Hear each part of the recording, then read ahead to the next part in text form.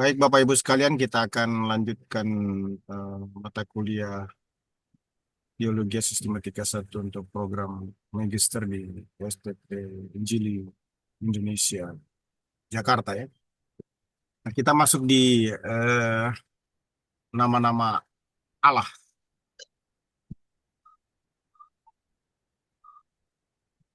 Kita bicara tentang keberadaan Allah itu sendiri ya.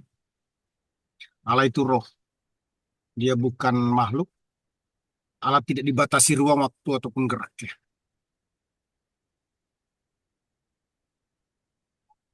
Itu sebabnya orang bisa menyembahnya dalam roh dan kebenaran. Allah itu Esa. Ulangan 6 ayat 4. Allah bukan dua atau tiga, atau Allah lebih dari satu. Jadi Allah yang menciptakan alam semesta itu satu. Kesatuannya itu membuat dia membenci dosa, menghukum dosa. Tapi dia juga memberikan pembebasan atas hukuman dosa di sepanjang masa, sesuai dengan rencananya ya. Kemudian Allah itu kekal, unlimited time.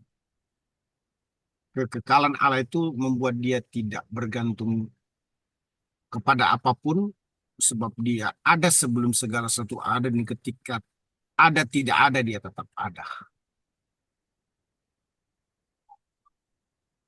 Kekekalannya itu membuat kita memahami bahwa dia tidak berubah. Dia independen. Tidak ada sesuatu yang bisa mempengaruhi dirinya. Kalau Yohanes 1 ayat 2 itu, dia tidak berubah dulu, sekarang, dan sampai selama-lamanya. Allah itu juga tidak terbatas. Beyond time. Lebih hebat dari beyond time. Ya. Dia menguasai waktu, 1 Timotius 1:17. Tidak terbatas menciptakan ruang.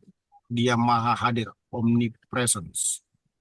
Dia tidak terbatas oleh pikiran manusia. Jadi sombong arogan kita ini kalau menjadi penasihatnya Allah atau berbantah dengan Allah. Kelihatan kita ini, maaf ya, orang Jakarta bilang gobloknya. Kenapa? Karena Allah kok dinasihati. Dia tidak terbatas. Dia maha tahu. Itu maha tahu. Allah itu maha tahu, artinya tidak ada yang tidak dia tahu. Sekitar tahun 2000-an saya mengajar program S2. Waktu itu saya buka program MA di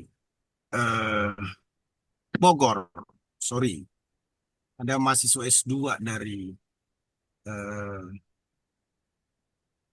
Institut Pertanian Bogor. Ikut kelas itu dan saya tanya, lihat pulpen yang ada di depan saya ini, apakah Allah tahu pulpen ini akan saya miringkan ke kanan, ke kiri, ke depan, atau ke belakang? Dijawab mahasiswa itu.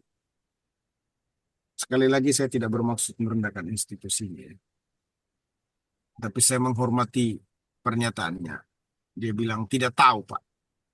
Oh, jadi kapan Allah tahu kalau pulpen yang ada di depan saya ini saya akan miringkan ke kanan, atau ke kiri, ke depan, atau ke belakang? Jawab sama dia, setelah Bapak bertindak memiringkannya. Gimana teman-teman? Apakah begitu Allah?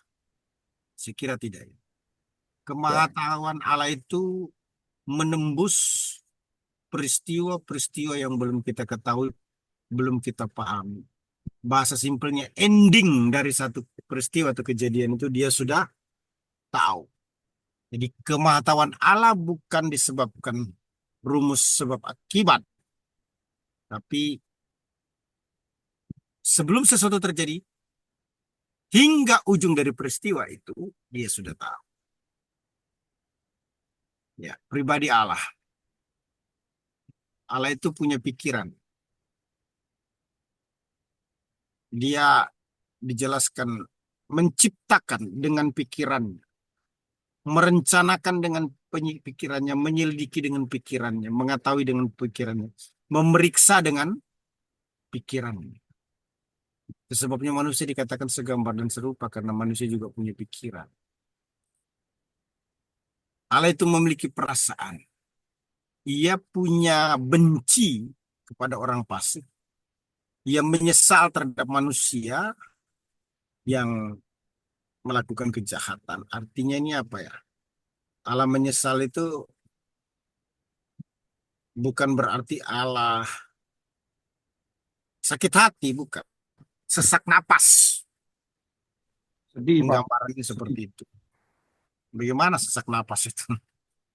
Itu meaning daripada pengertian Allah menyesal.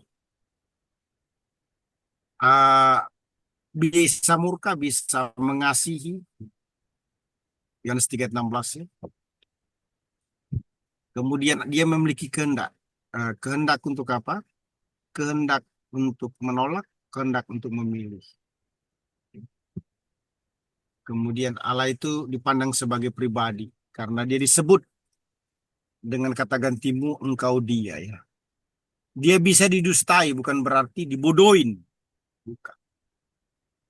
Kita berdusta kepadanya artinya kita tidak jujur. Allah tahu, tapi bukan berarti Allah itu bisa dibodoh. Gitu ya. Sementara buku sini. Allah bisa dibenci Satu karena dia meter. punya Oke, perasaan. sana. Ya. Boleh keluar kalau. Bisa dengar suara saya? Oke, bisa ya? Bisa, Pak. Oke, thank you. Respon ya. Ya, nama-nama Allah. Kita lihat dulu sifat-sifatnya. Setidaknya itu ada 8. Allah Maha Kuasa. Artinya apa? Tidak ada sesuatu yang tidak bisa dilakukan. Karena kemahakuasaannya itu merupakan identitas dirinya. Tapi sifat kemahakuasaannya itu tidak bertentangan dengan kekudusannya. Jadi bukan pribadi yang menjadi jamawa sehingga melakukan kejahatan. Bukan. Nah, Allah lebih berkuasa atas semua kejadian peristiwa yang dipahami oleh orang Injili, mujizat masih ada. Ya, tapi kita tidak hidup oleh mujizat, tapi kita hidup oleh firman Allah. Mujizat menjadi suplemen spiritual yang membuat kita mengalami revival yang mendekatkan kita semakin dekat dengan Allah. Terus Allah Maha Hadir. Dia bertindak melalui ciptaannya. Ya. Dia ada di atas segala ciptaannya. Apa yang diciptakan itu menunjukkan kehadirannya. Karena dia roh, dia tidak dibatasi ruang waktu ataupun gerak. Dia omnipresent. Dia bisa hadir di mana saja. Ketiga, Allah Maha Tahu. Artinya tidak ada sesuatu yang tersembunyi bagi Allah. Pengetahuan Allah melampaui ilmu pengetahuan apapun juga. Ia mengetahui segala sesuatu. Artinya tidak ada yang tidak diketahuinya. Ia mengetahui pikiran manusia, perkataan manusia, keberadaan manusia, penderitaan manusia, kebutuhan manusia, kelemahan manusia, bahkan kebodohan manusia. Dia tahu. Ia tahu orang-orang yang percaya kepadanya. Ia tahu keadaan kemarin, hari ini, dan seterusnya. Allah Maha Kudus. Artinya dia terpisah dan tak tersentuh oleh dosa. Dia tidak bergaul dengan dosa.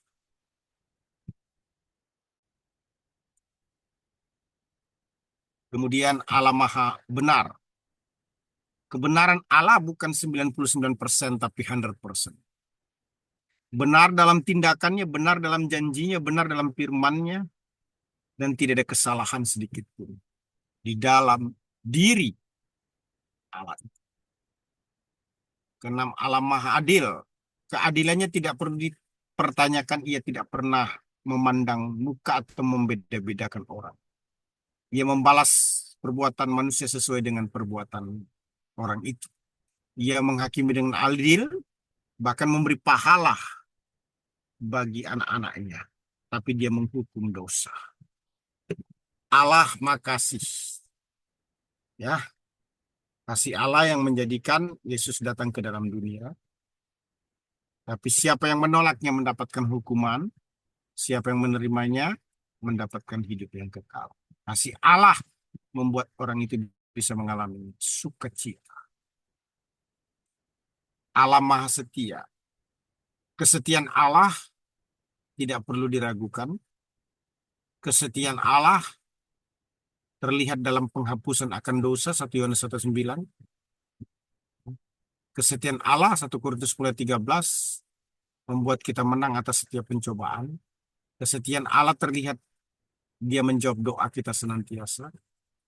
Kesetiaan Allah juga terlihat terhadap orang-orang yang selalu ingin dia selamatkan jika hatinya terbuka bagi diri.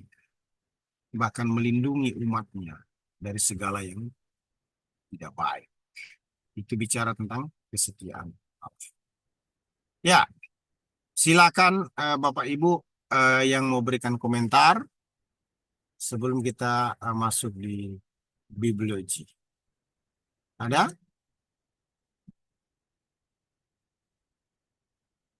Kalau belum ada, kita coba eh, lihat video ini.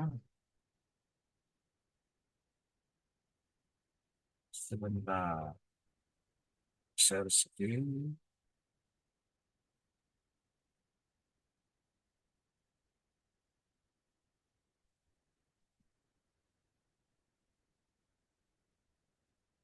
Saya mau lihat dulu volumenya. Banyak.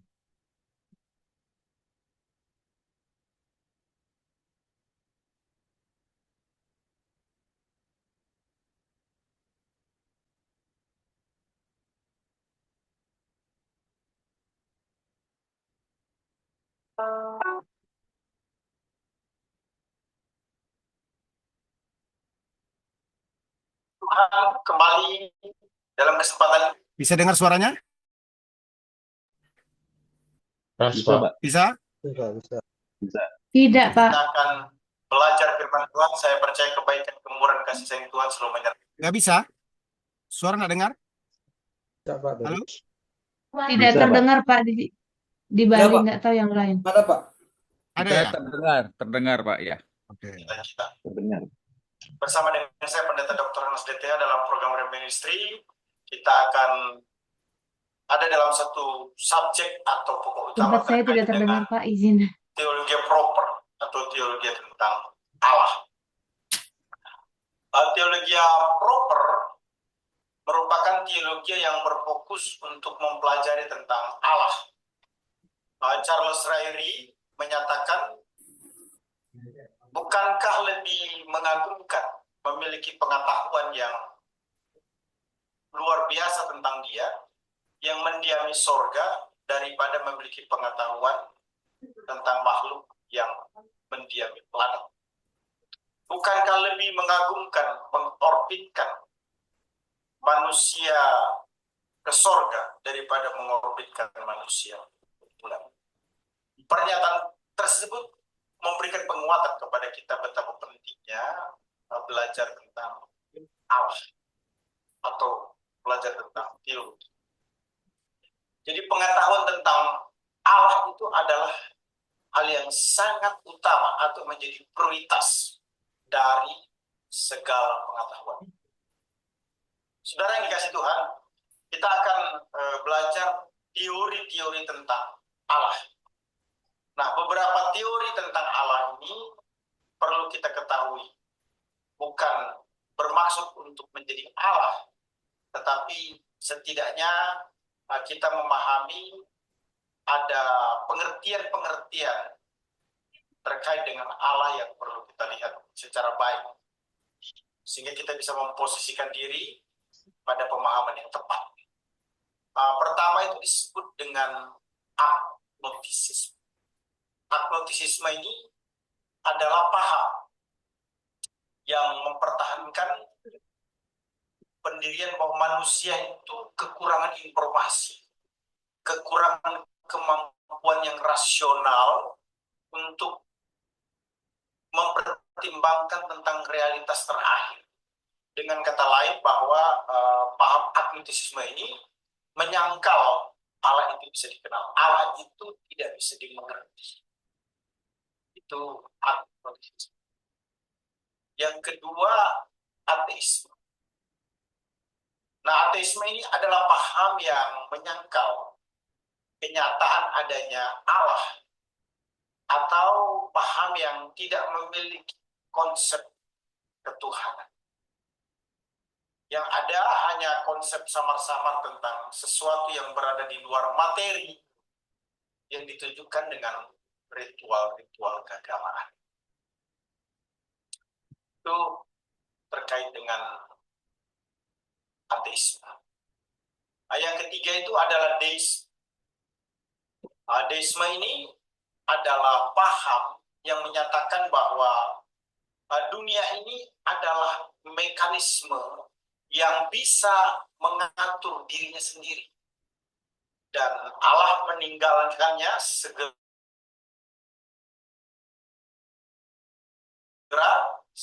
dan membiarkan dunia ini berkembang dengan sendiri.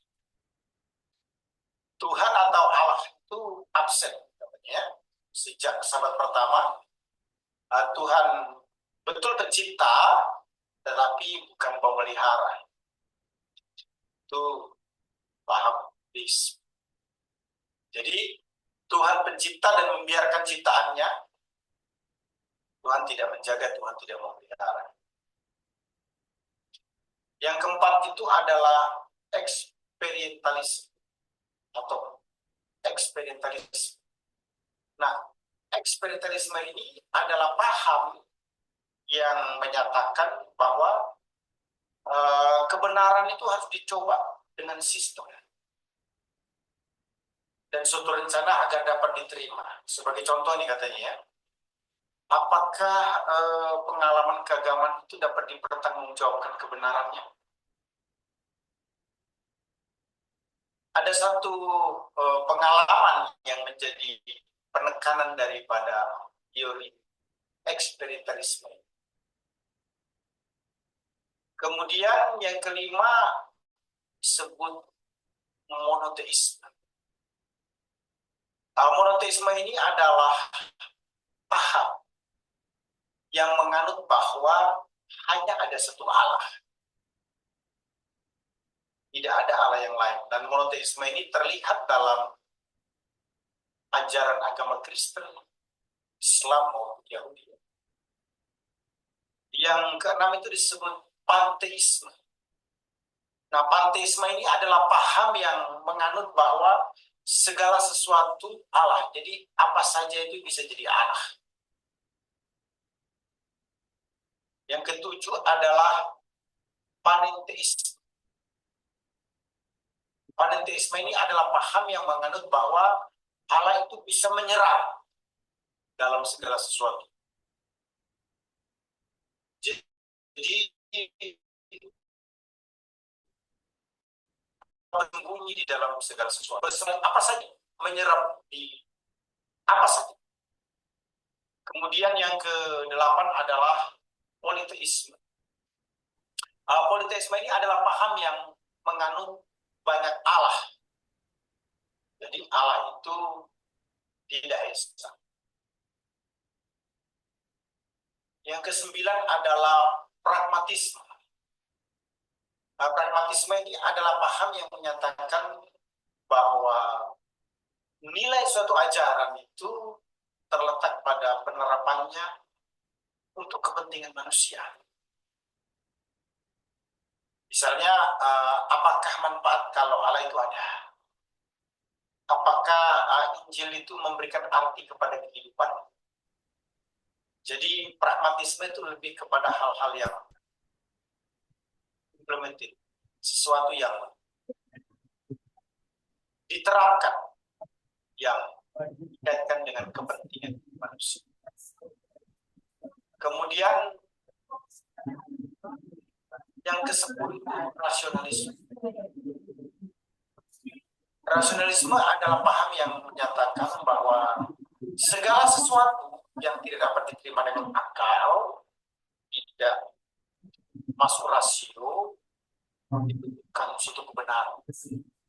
Jadi yang disebut dengan kebenaran itu hanyalah yang bisa diterima oleh akal manusia. Ke-11 itu disebut skeptisisme. Nah, skeptisisme ini adalah paham yang menyatakan bahwa adanya keraguan akan kenyataan terhadap Allah.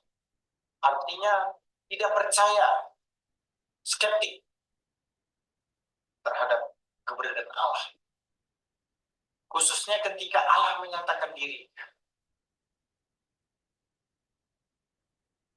Jadi Allah tidak ada sebenarnya. Tidak percaya Allah itu ada. Tidak bisa Allah itu menyatakan diri, apalagi dalam pribadi Yesus Kristus. Yang ke-12 itu adalah teisme. Nah, teisme ini adalah paham yang menganut atau mempercayai Allah sebagai suatu pribadi. Dia adalah pencipta, dia adalah penguasa, dia adalah memelihara segala sesuatu. Jadi Bapak Ibu yang dikasih Tuhan Yesus Kristus, setidaknya kalau kita belajar tentang teori-teori Allah itu, ada 12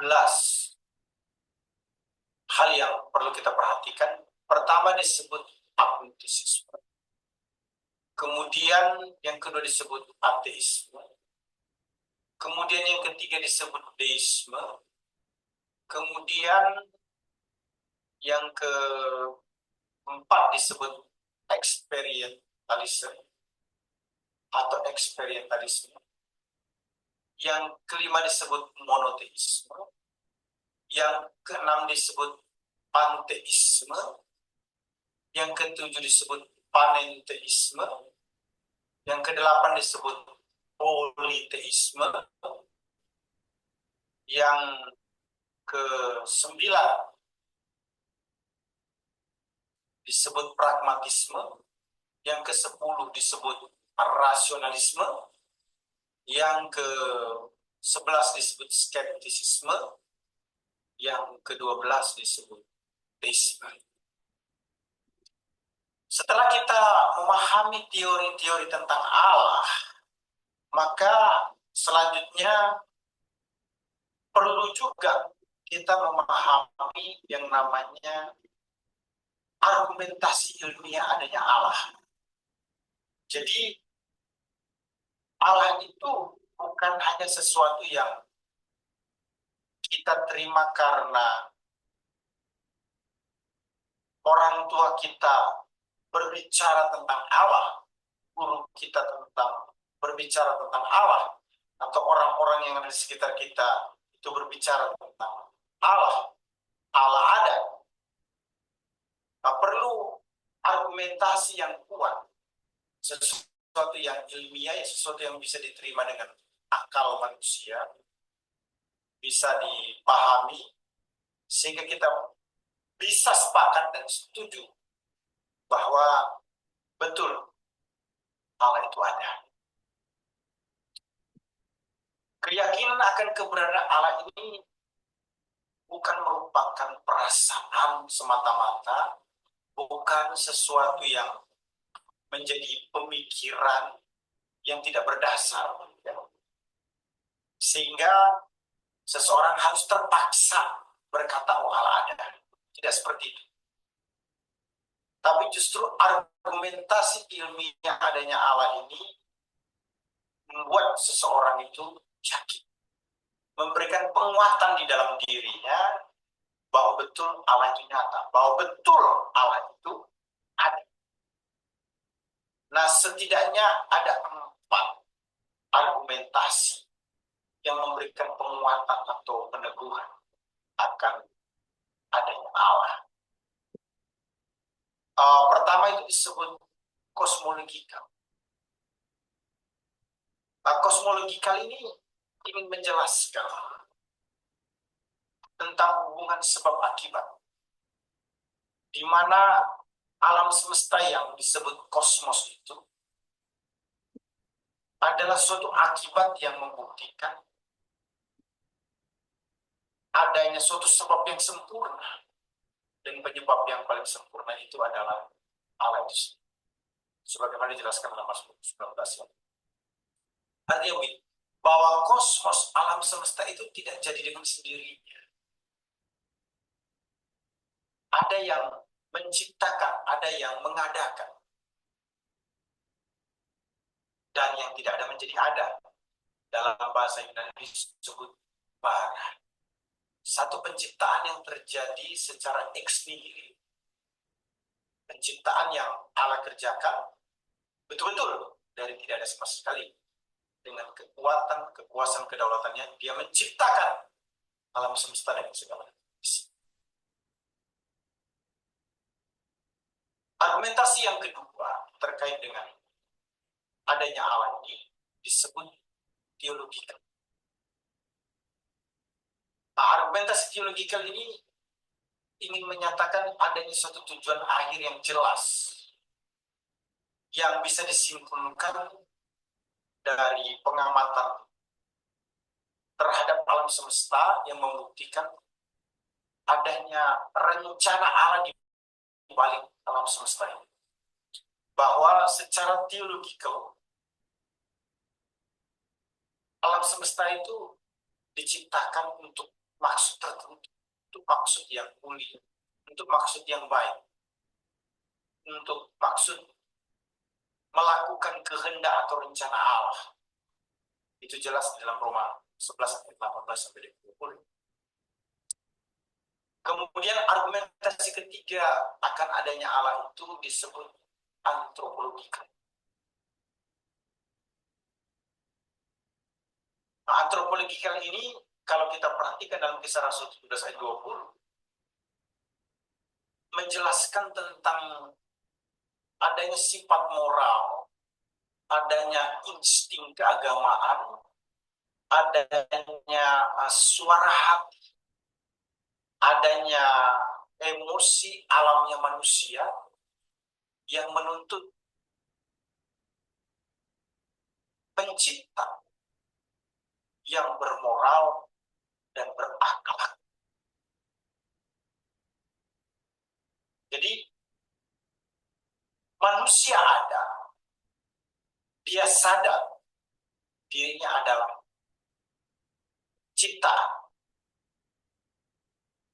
memiliki hati nurani, memiliki moral. Itu disebabkan karena manusia itu diciptakan oleh Sang Pencipta yang juga memiliki moral atau berakal budi. Yang keempat disebut ontologikal. Ontologikal ini menyatakan bahwa manusia itu memiliki pemikiran tentang adanya satu keberadaan yang sempurna. Kalau ada keberadaan yang sempurna, maka keberadaan sempurna itu pasti nyata. Nah, keberadaan sempurna itu atau keadaan yang sempurna itu, situasi yang sempurna, Allah adalah keadaan yang sempurna itu, bukan yang lainnya. Jadi argumentasi ilmiah adanya Allah menguatkan betul bahwa Allah itu tidak bisa tidak. Dia ada. Bisa dibicara argumentasi yang pertama disebut kosmologikal. Argumen yang disebut teologikal. Argumentasi yang ketiga disebut antropologikal. Argumentasi yang keempat disebut. Saya percaya bahwa pelajaran yang simpel tentang teologi proper ini terkait dengan teori-teori tentang Allah ada 12, kemudian argumentasi ilmiah adanya Allah ada 4, akan membantu kita menempatkan diri kita semakin lebih baik untuk memahami tentang Allah. Oke. Itu intermezzo. Kita lanjutkan ke bibliologi.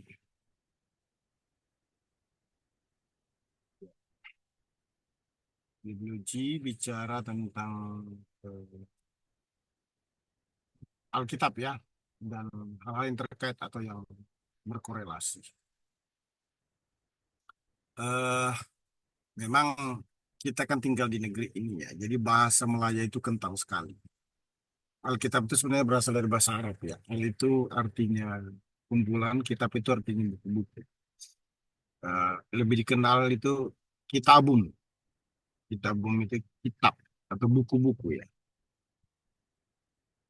Nah, dalam bahasa Inggris disebut Bible.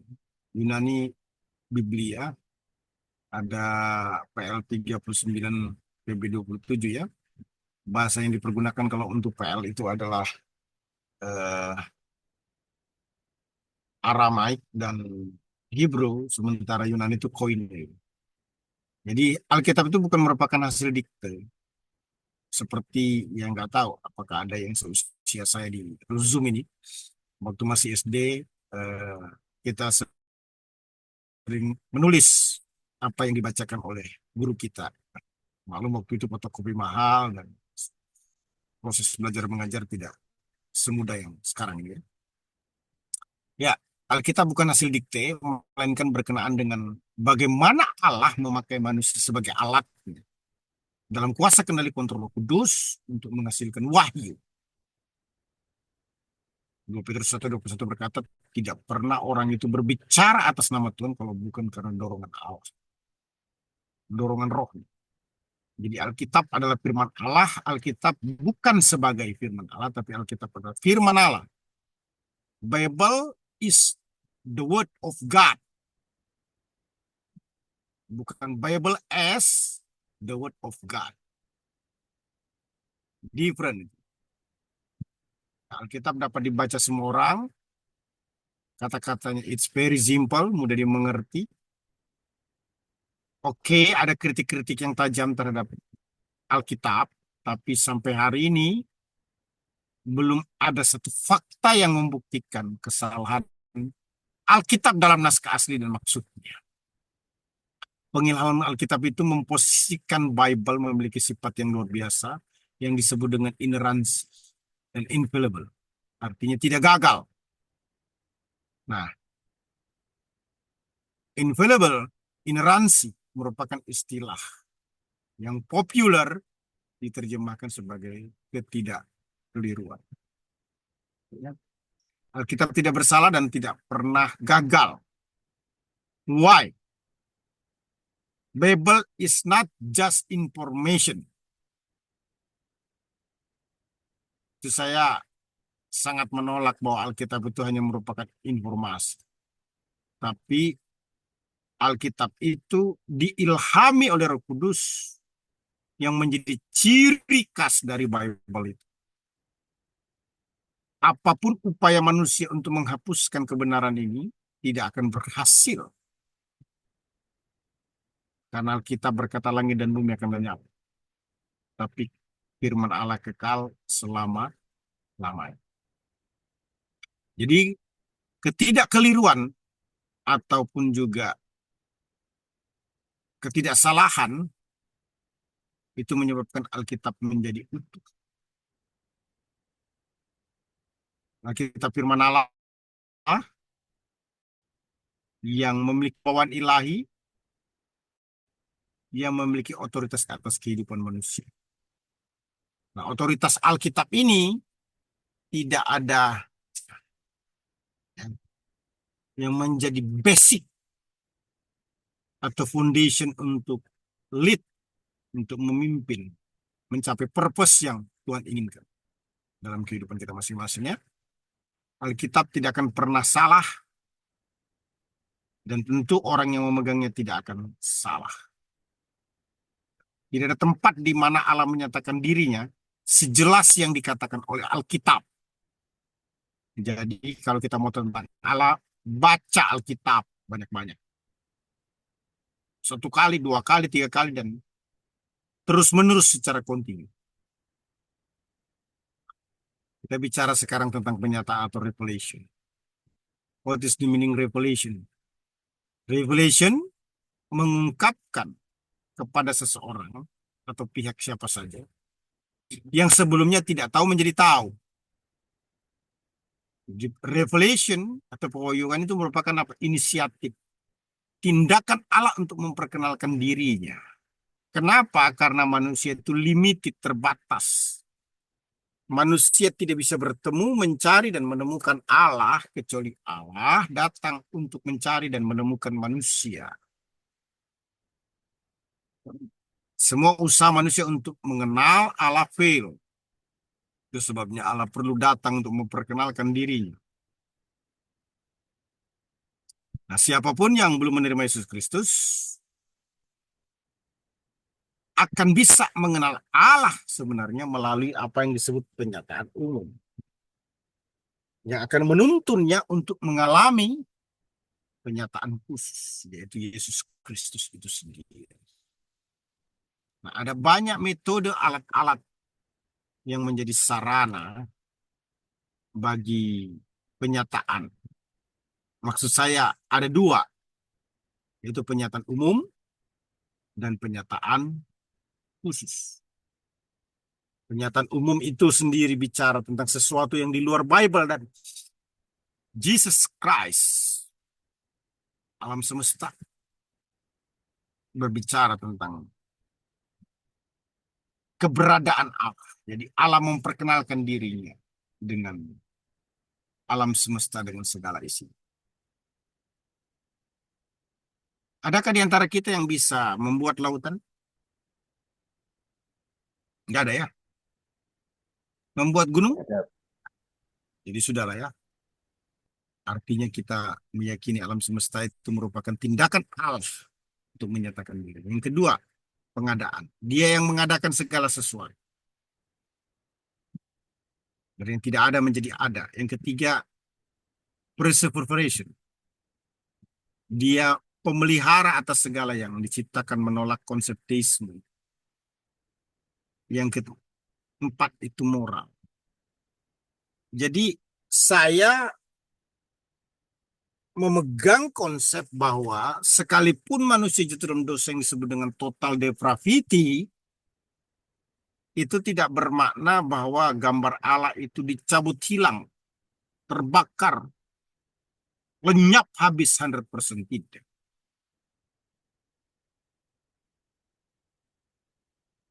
Adam dan Hawa setelah jatuh dalam dosa saja masih memiliki sisa-sisa gambar Allah atau yang disebut dengan iman budaya. Makanya bermoral atau tidak bermoral itu tidak bisa diukur orang itu Kristen atau tidak. Di luar Kristen orang juga bisa bermoral. Kenapa? Tanpa terima Yesus, gambar Allah itu ada di dalam diri orang. Tapi itu tidak menjadi jaminan dia mendapatkan hidup yang kekal.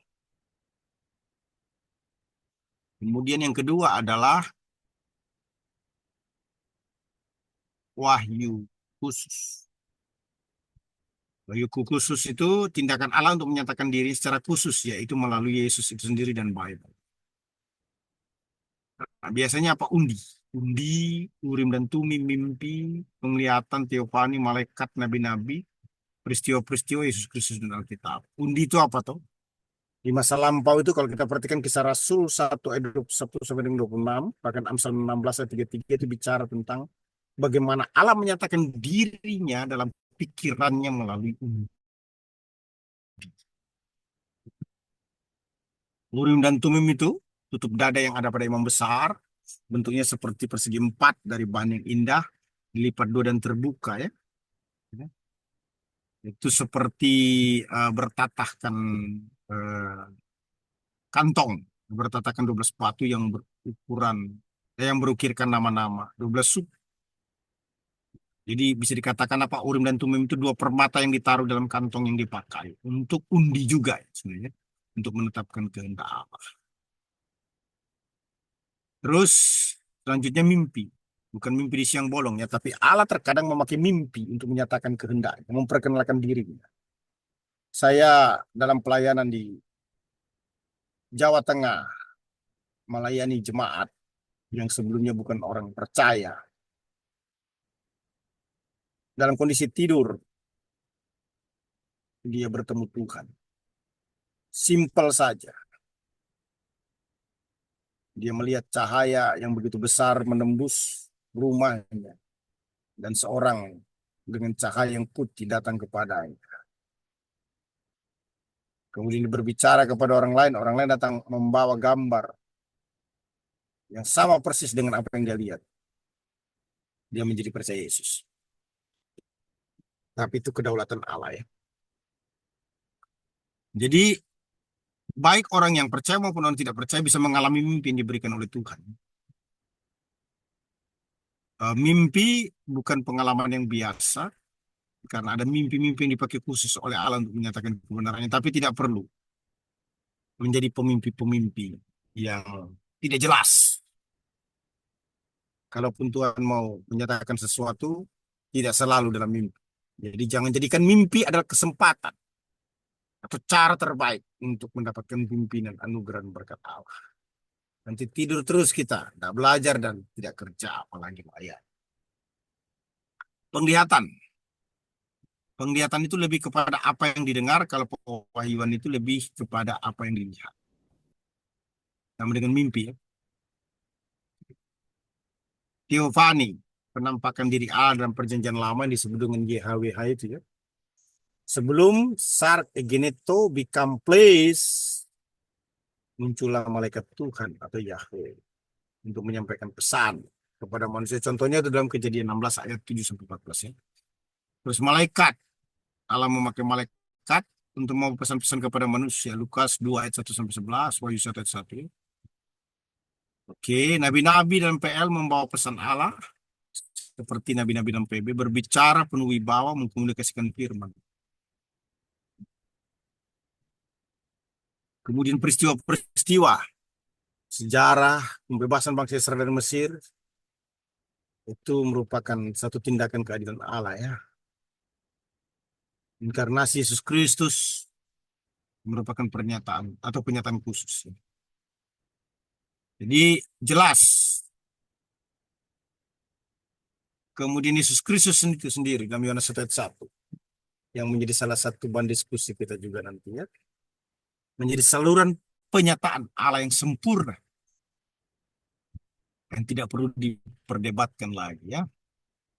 Alkitab, Old and New Testament yang ada di tengah-tengah kita ya. Wahyu Allah bukan hanya menyeluruh tapi teliti. Yohanes 17 ayat 17 berkesinambungan, progresif. Ibrani 1 ayat 1 mempunyai tujuan. 2 Timotius 3 ayat 17 ayat 15-17 ya. Actual knowledge of himself. Itu Bible ya. Pengetahuan yang sesungguhnya dari dirinya sendiri. Nah, timbul pertanyaan sekarang adalah apa sih hal yang penting sekali kita mau pelajari terkait dengan penyataan umum dan penyataan khusus? Penyataan khusus merupakan komunikasi khusus yang dimanifestasikan kepada orang-orang khusus pada waktu khusus dibandingkan dengan pengilhaman. Yang lebih dahulu adalah penyataan. Ya, jadi penyataan itu lebih dulu dibanding dengan pengilhaman. Perbedaan penyataan umum dengan penyataan khusus apa? Penyataan umum tidak membawa keselamatan, tapi penyataan khusus membawa keselamatan dalam Yesus Kristus. Penyataan umum menyatakan tentang dosa, tapi penyataan khusus menyatakan tentang keselamatan. Apa hubungan penyataan umum dan khusus? Penyataan umum dibutuhkan untuk menyadarkan manusia akan ada Tuhan. Penyataan khusus menyadarkan manusia akan adanya dosa. Jadi dapat dikatakan bahwa tidak ada alasan yang bisa membenarkan orang itu tidak terima Yesus sebagai Tuhan dan Juru Selamat pribadi. Karena penyataan umum menuntun orang pada penyataan khusus. Ya. Baik, kita masuk di pengilhaman. samaan. Ada pertanyaan? Silakan.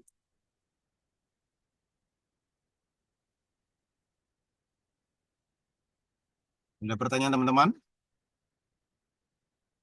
Belum ya?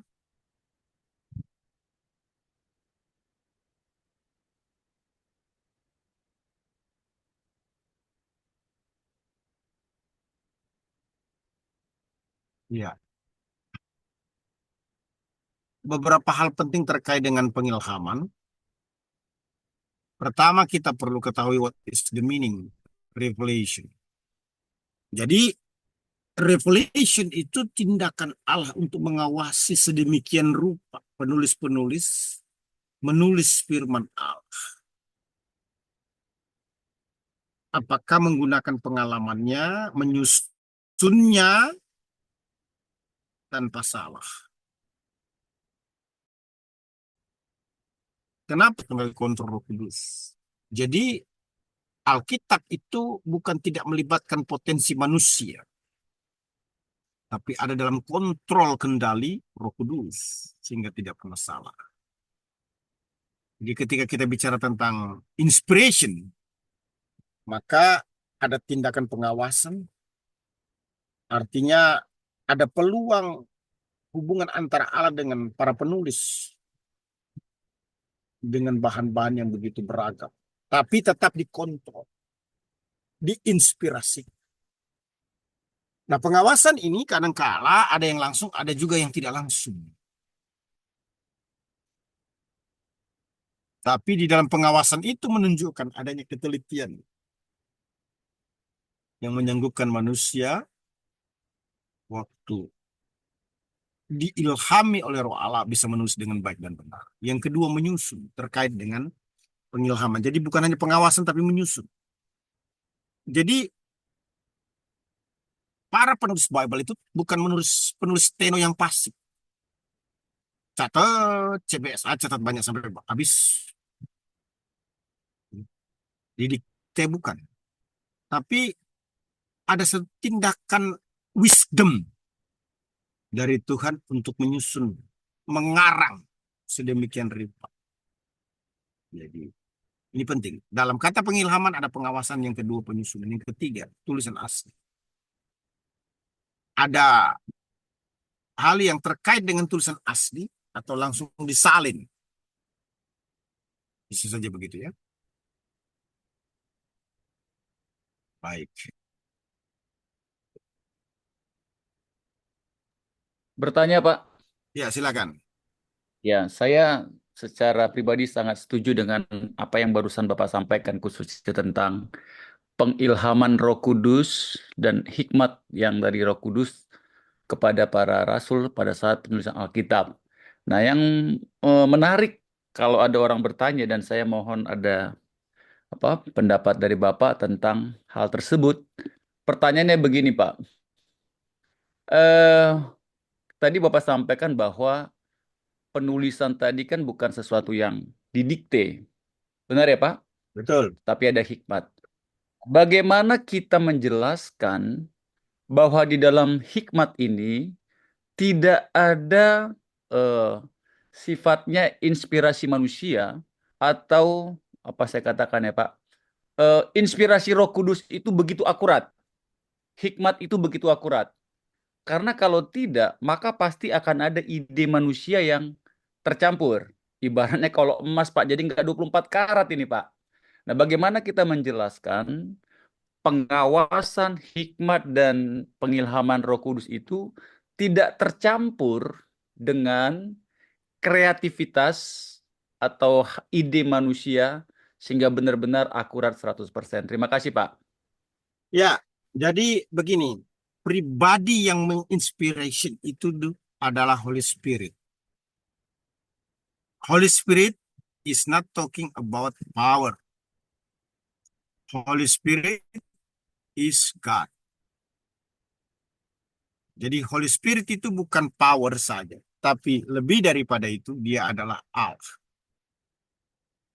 Nah, ketika kita bicara tentang pengilhaman itu dalam kontrol Allah, berarti Tidak ada yang berpotensi sedikit pun ada kesalahan dalam naskah asli dan maksudnya.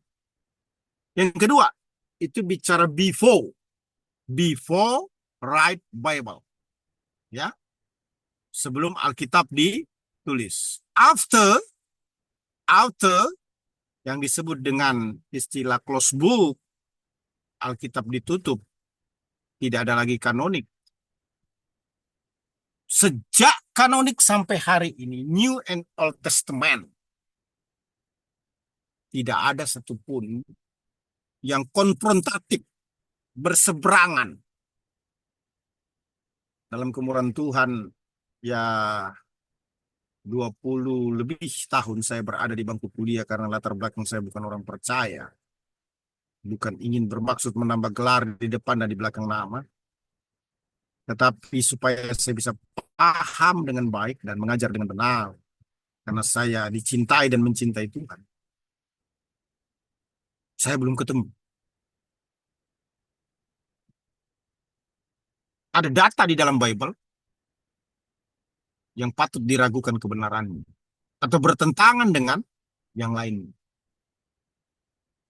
Nah, di PR diskus kita itu kan ada beberapa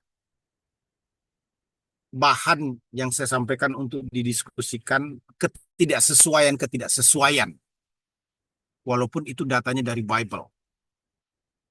Apakah yang dimaksudkan itu ketidaksesuaian dalam naskah asli atau salinan? Ini dua hal yang berbeda ini Bapak Ibu ya. Naskah asli dan salinan itu berbeda. Kopi ke kopi dengan naskah asli itu berbeda. Mungkin yang terakhir adalah pemanfaatannya di before, after, tentang Alkitab yang ditulis itu, pemanfaatannya sekarang. Ya. Adakah sesuatu di dalam Alkitab? Nggak usah dulu hubungkan dengan iman Kristen. Tetapi secara general,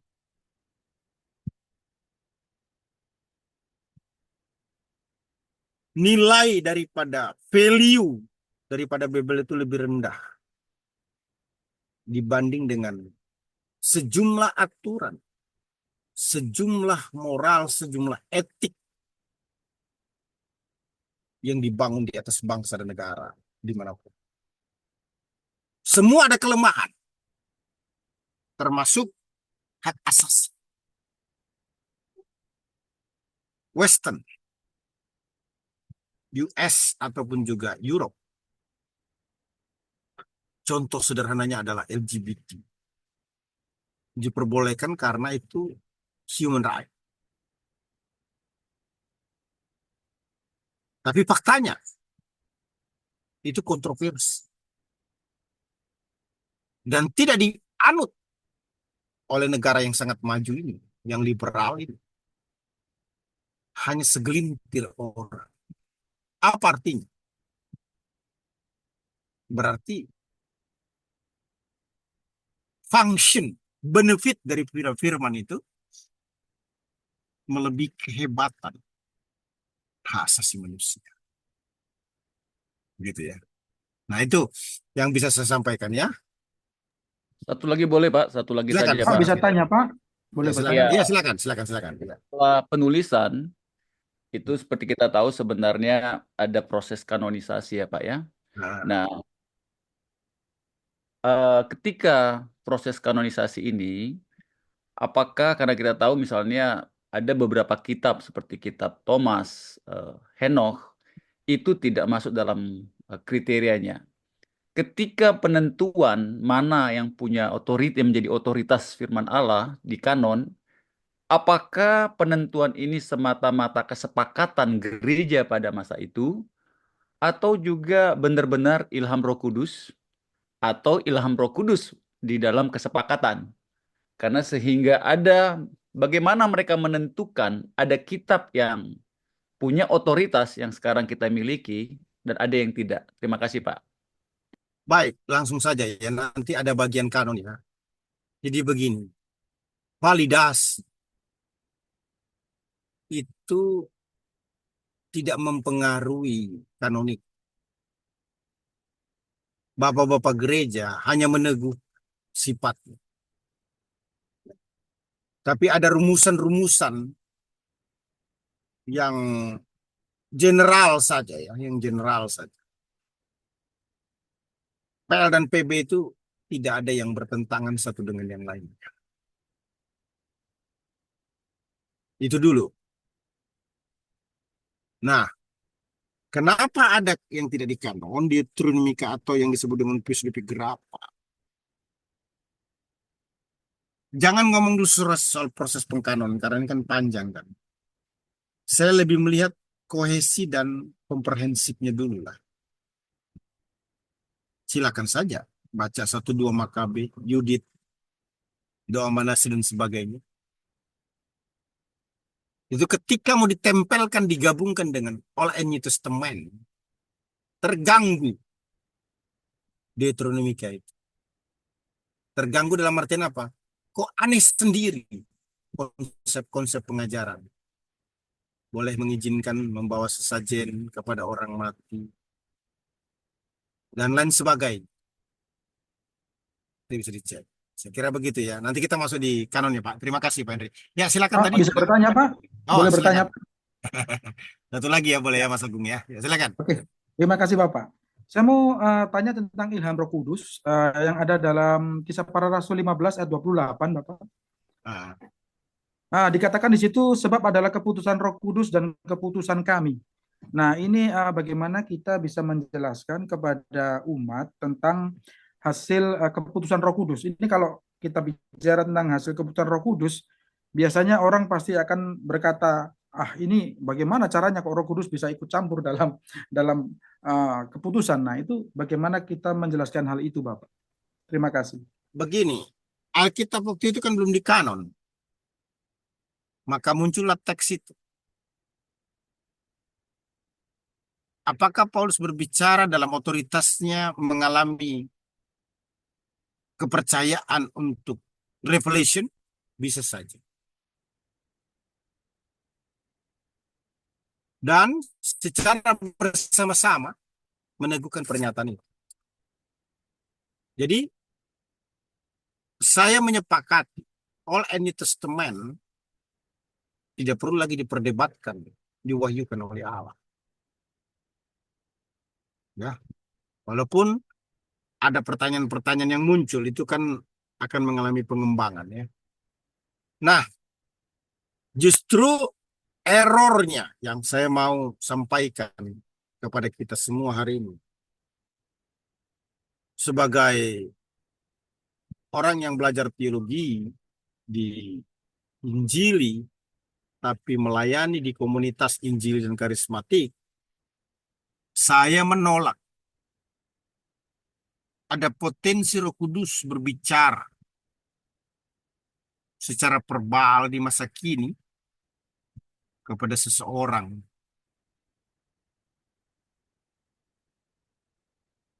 Mungkin yang ada adalah kepekaan akan kehendak Allah. Kenapa? Saya sepakat dan membenarkan adanya epignosis. What is the meaning epignosis? Epi itu di atas, gnosis itu pengetahuan. Pengetahuan di atas segala pengetahuan. Nilainya tidak sama dengan Alkitab. Di bawah Alkitab. Tapi epignosis ini bukan sesuatu yang didapat karena orang itu belajar Alkitab. Melainkan karena relationship yang sangat intimacy, yang sangat private, yang sangat personal. Tapi ini sama sekali tidak bisa menghasilkan wahyu baru.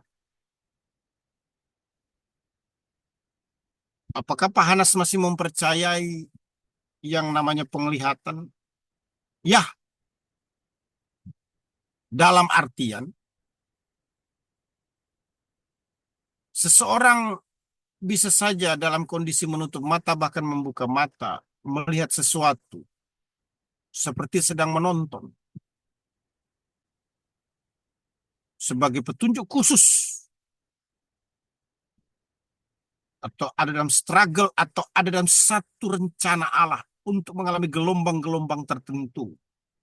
Satu peristiwa yang langka bisa terjadi. Tapi itu tidak pernah bertentangan dengan firman Allah. Bagaimana dengan nubuatan? Bisa disebut dengan penerangan roh. Orang karismatik sebut sebagai nubuatan.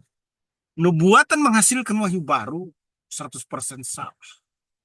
Nubuatan yang dipahami sebagai penerangan roh bisa saja terjadi. Ini positioning saya. Saya bukan orang yang menolak bahasa roh, tapi bukan orang pengagum bahasa roh.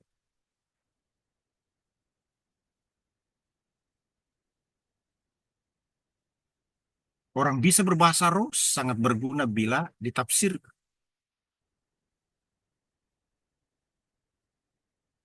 Orang bisa berbahasa roh, menyampaikan pesan-pesan, semua orang merasakan hadirat Tuhan, tanda kutip ya. Bahasanya apa? Satu suasana yang berbeda dibanding dengan suasana-suasana yang lain. Biasanya tidak mutlak. Ditandai dengan merinding. Saya mempercayai itu.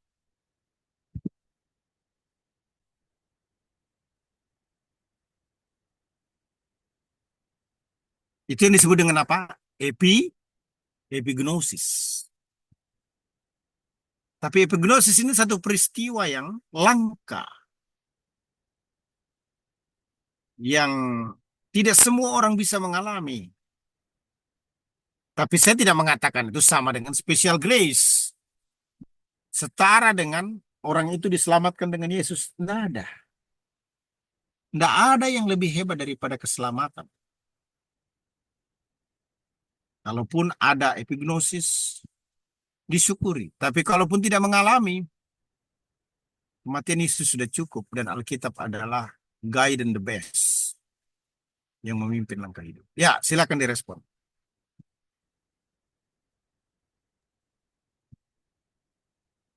Bisa dimengerti pernyataan saya ini?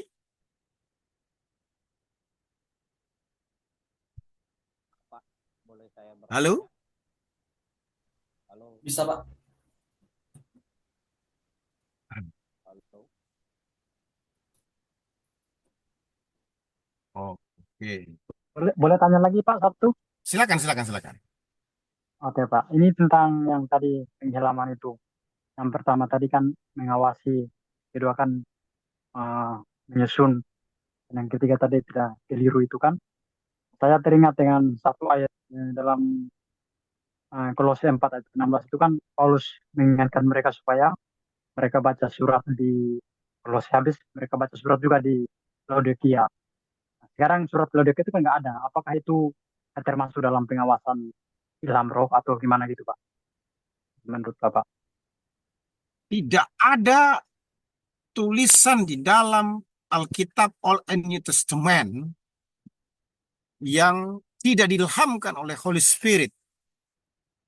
Berarti dalam pengawasan, dalam penyusunan, dalam kontrol Roh Kudus. Tanpa terkecuali.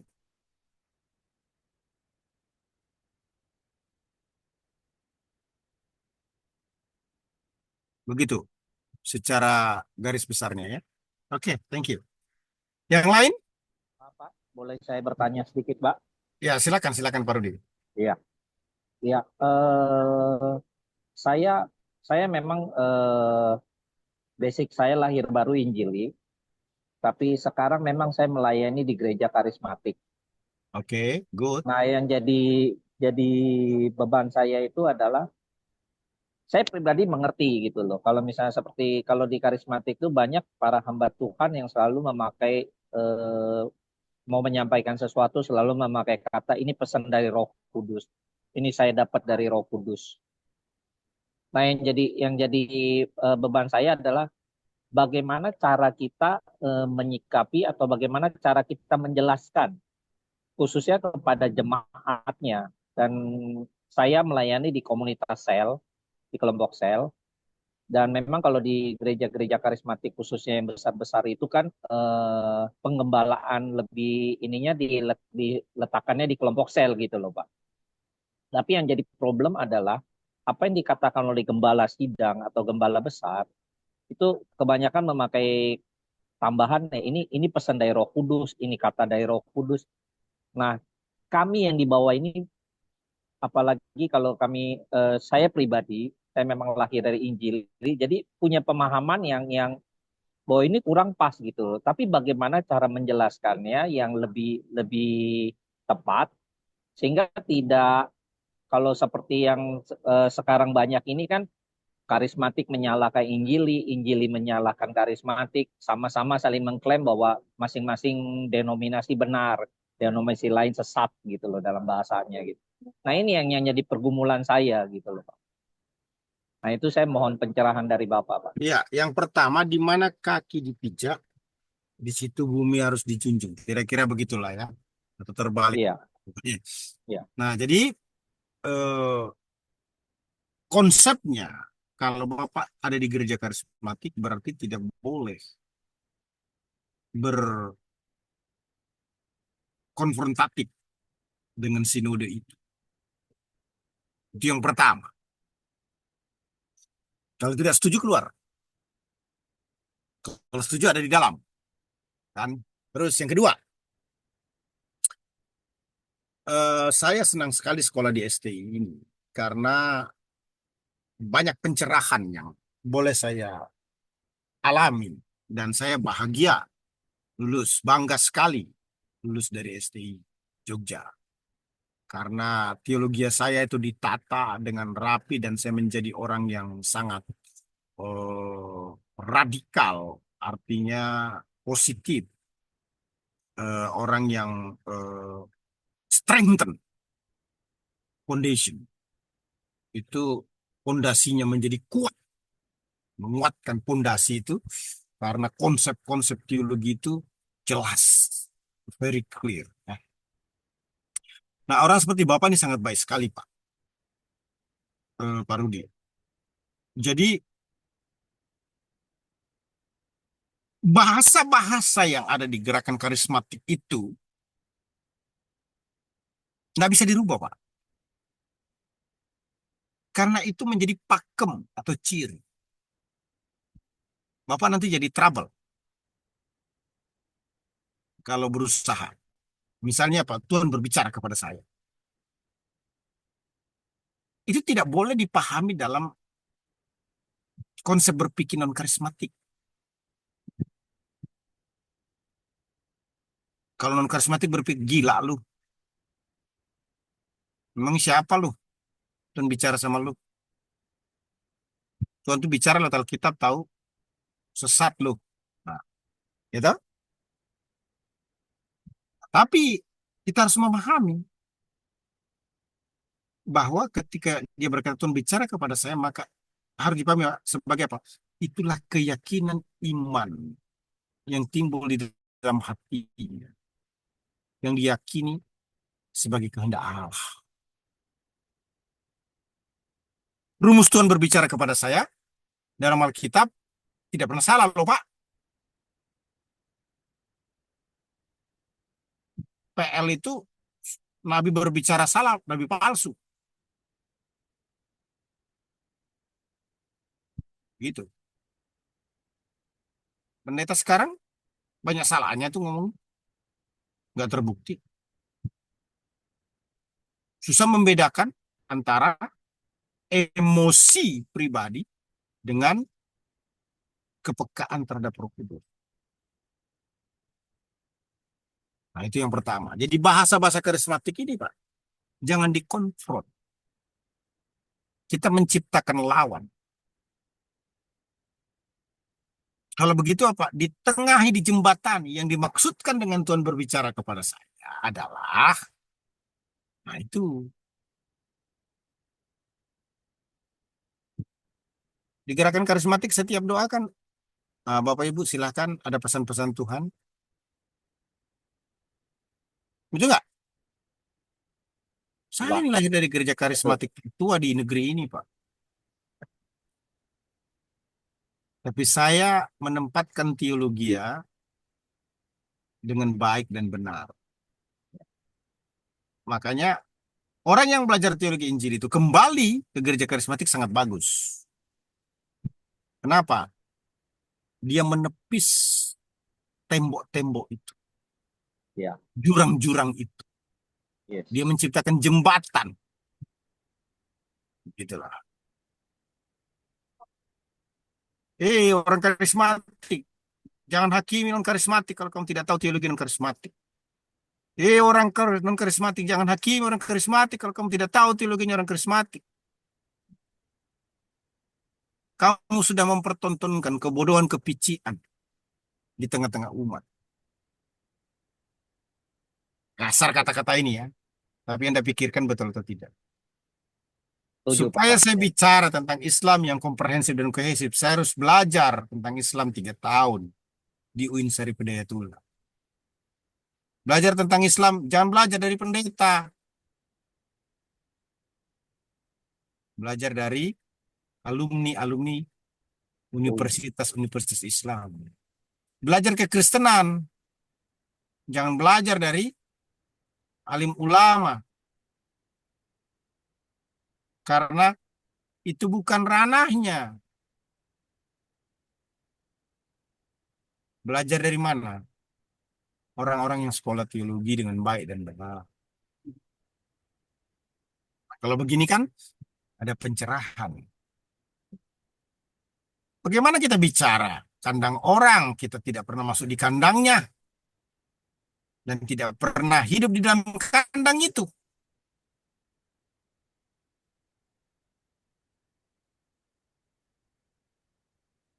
Maka orang yang ada dalam kandang yang berbeda itu saling tuding-menuding.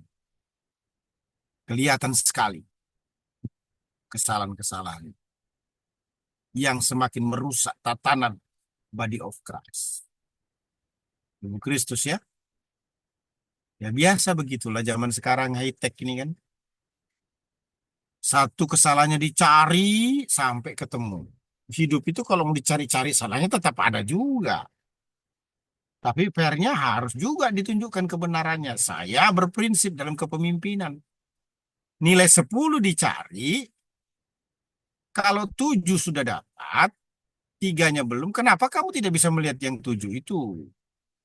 Kok selalu melihat yang 3 tidak bisa itu, yang salah itu. Nobody perfect, man. Kalau kamu sempurna, cepatlah berdoa agar pulang ke rumah Bapa. Sebab dunia ini bukan tempatnya orang yang sempurna. Kira-kira begitulah ya. Semoga memberikan pencerahan. Ya, next. Ada pertanyaan lagi? Terima kasih, Pak. Berdamailah kita ini di Zoom ini ya. Ya. Oke, saya lanjutkan ya.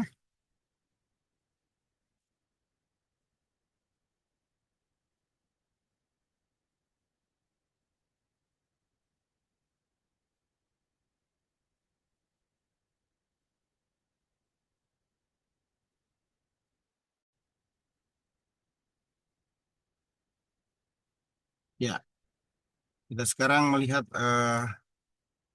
teori-teori terkait dengan inspirasi ya.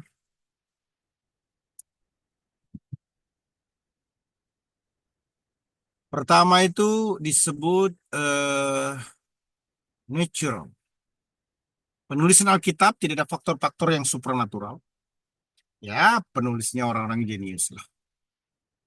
Yang kedua itu mystical, iluminasi. Penulisan hanya karena penulis Alkitab dipenuhi oleh roh pada tingkat yang sedikit lebih daripada orang yang biasa. Yang ketiga dikte atau imlak. Penulis seperti mesin ketik yang menulis. Ya bisa itu terjadi dengan Ten Commandment gitu ya. Partial sebagian. Hanya pada bagian-bagian yang penting yang diwahyukan kemudian yang lain dilanjutkan. Konseptual. Penulisan diwahyukan bukan sekaligus dengan kata-kata, tapi konsep secara general saja. Degree, tingkatan penulisan Alkitab disebabkan penulis-penulis lebih tinggi tingkat inspirasinya daripada kebiasaan orang Kristen lain. New Orthodox, penulis Alkitab manusia biasa, maka dikatakan ya banyak kesalahan lah. Fallible, bisa salah, ya, inspirasi tapi bukan tanpa kesalahan. Bartian, ini tokohnya Karl Barth, ya. Penulis Alkitab diyakini mengandung kekeliruan. Verbal, plenary, ya, disampaikan secara verbal kata per kata, atau plenary diwahyukan tanpa salah. Dalam artian manuskrip original. Nah, ciri-ciri inspirasi verbal ini berhubungan dengan manuskrip original. Yang kemudian muncul kata ineransi, ya, bukan dikte. Pentingnya doktrin inspirasi. Memenuhi karakter Allah.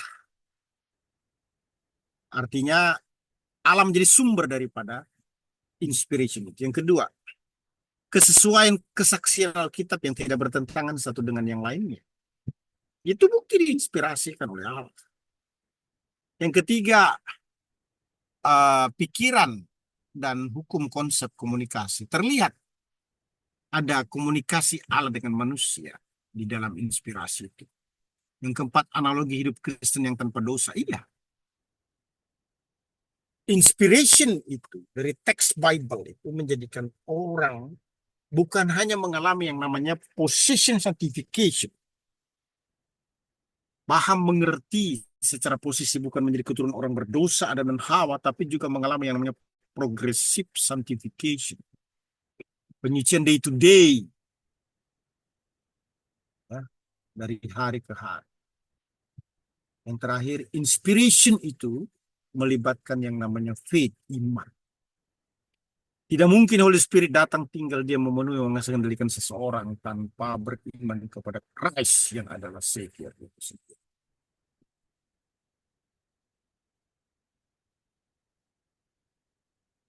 Ya, bukti-bukti daripada interpretasi kitab. Theopnostos, Allah yang mengilhamkan. Ya, semua tulisan artinya apa? Keseluruhan Alkitab berfaedah dalam lingkup pengilhaman. Dinafaskan oleh Allah, itu cara pengilhamannya. Bermanfaat, itu tujuan pengilhaman. Mengajar, menyatakan kesalahan, memperbaiki kelakuan, mendidik dalam kebenaran. Hingga tiap-tiap orang percaya diperlengkapi perbuatan baik. Terbukti tidak sekarang? Orang mendengarkan khotbah dengan kekuatan Roh Kudus bisa bertobat, bisa berubah. Penjudi bisa menjadi pendeta, pencuri bisa menjadi penginjil. Kenapa bisa begitu? Karena the power of God. Kuasa Allah yang bekerja melalui the word of God. Firman Allah, ya. Oke. Selanjutnya 1 Petrus 1 ayat 21, peranan manusia, bahwa tidak ada manusia yang berbicara tentang kebenaran kalau bukan atas dorongan roh. Dan itu adalah bicara tentang pengilhaman. Terus bicara lagi tentang perintah khusus Allah dalam Keluarannya. Bicara tentang kata-kata, ya. Terus bicara tentang formulasi kutipan yang dikutip. Baik, itu ya. Oke, kita masuk di macam-macam inspirasi. bahan langsung dari 2 loh batu yang disebut dengan 10 firman Allah. Bahan hasil penyelidikan itu Lukas 1 ayat 1 sampai 4. Kemudian bahan nubuatan, jangan lupa 1/4 dari Alkitab itu adalah nubuatan. Kemudian bahan sejarah, lihat Lukas bicara tentang teman seperjalanan Paulus dalam Kisah 19 ayat 10 sampai 13 itu sejarah. Yosua menang dalam peperangan. Yosua pasal 12 ayat 1 sampai 4 itu kan eksekutif summary daripada perjalanan kemenangan peperangan daripada Yosua. Itu sejarah itu. Bahan lain, ya, kebohongan setan dan Kejadian 3 ayat 4 sampai 5. Terus yang lain-lainnya lagi ya. Ya, kita lihat inspirasi Alkitab tidak pernah salah. Kenapa? Karena karakter Allah itu terpercaya. Yang menginspirasi adalah Roh Kudus. Kemudian yang kedua tidak pernah salah. Kenapa? Karena Kristus yang mengajarkan. Dan sampai sekarang belum pernah terbukti kesalahan. Yang ketiga bicara tentang benih, yaitu Yesus Kristus itu sendiri. Sebagai benih yang menjadi penyelamat. Yang keempat, ya, tense yang menunjukkan waktu.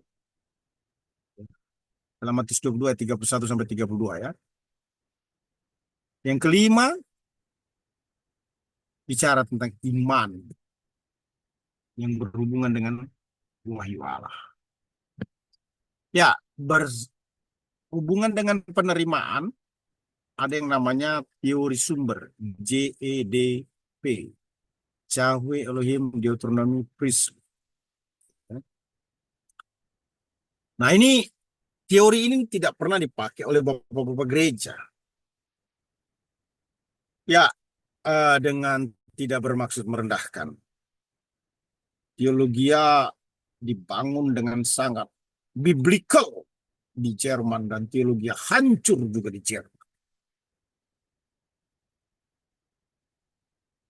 Manusia yang belajar Alkitab tanpa dibangun dengan takut akan Allah akan menjadi liberal karena lepas kontrol dalam kekuatan persekutuan dengan Tuhan. Gitu ya.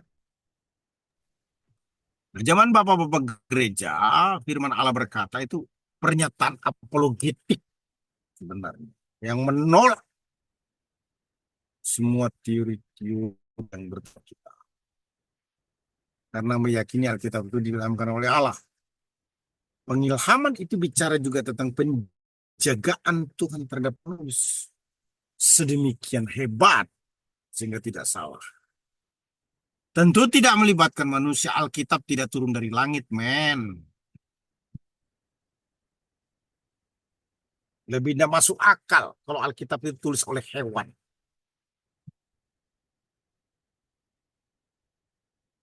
Lebih tidak masuk akal kalau Alkitab itu jatuh dari surga.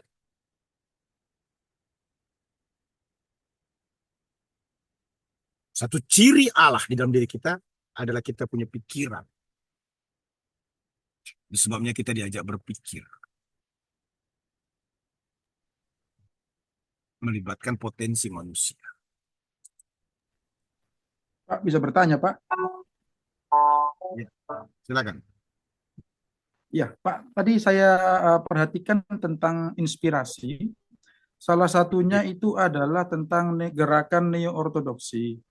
Nah, ini apa bentuk dari gerakan Protestan tentang neo-ortodoksi terhadap liberalisme? Seperti yang Bapak barusan singgung tentang itu Iya. kerusakan itu, Pak. Ya, mohon penjelasan Bapak. Saya tidak mau terburu-buru berikan judgement atau penghakiman, ya. Tidak baik gitu. Tapi ketika saya terganggu dengan Bahasa saya begini, terimalah saya punya pernyataan dulu ya. Saya orang yang sangat mengagungkan pernyataan ineransi. Mungkin backgroundnya saya bukan karena orang percaya, ya, sehingga saya menjadi orang percaya, begitu ya. Nah, ketika Neortodoks ini muncul, bukan berarti gerakan ini tidak mempercayai Yesus Juru Selamat. Begitu. Tapi ada pencerahan-pencerahan baru yang membuka potensi tidak menjadikan Alkitab itu sebagai kebenaran yang absolut. Tidak menjadikan Yesus itu sebagai satu-satunya juru selamat. Satu ketika di bawah gedung Dom Harvest di Pokarawati, saya diundang sebagai keynote speaker untuk menyampaikan sistematik teologi di kalangan gereja-gereja mainstream. Mungkin ini disebut apa ini? Cahaya wajah dari pendiri ortodoks, kira-kira begitulah ya. Nah, kemudian ditanya lebih dari 3 kali tentang keyakinan saya. Apakah di luar Yesus ada kepastian keselamatan? Saya bilang mati. Nggak puas ini rupanya pendeta-pendeta mainstream ini. Tanya lagi. Apakah orang tua Bapak tidak percaya Yesus? Iya. Sampai mengembuskan napas yang terakhir? Iya. Nggak puas lagi. Tanya. Apakah menurut keyakinan Bapak orang tua Anda masuk neraka karena dia tidak percaya Yesus? Iya. Ngeri itu ya. Pernyataan itu ya. Nggak puas lagi. Ditanya sampai 3 kali. Ini yang tanya orang sekolah teologi dan pendeta dari gereja mainstream. Saya bilang, saya sangat mengasihi orang tua saya. Dan saya sangat mencintai. Saya berhutang budi dan tidak pernah ada di bumi ini secara manusiawi kalau bukan dari mereka. Saya melupakan semua kejahatan, hal yang buruk menimpa diri saya karena saya beriman kepada Yesus sebagai konsekuensi karena mengiring dia. Tapi kalau saya baca Bible, Yesus itu satu-satunya juru selamat dan tidak ada yang lain. Keselamatan itu bersifat personal yang tidak bisa digantikan dengan education, attitude behavior, generosity, bahkan menolong orang hingga terbakar mati terbunuh. Tidak bisa. Only blood Jesus.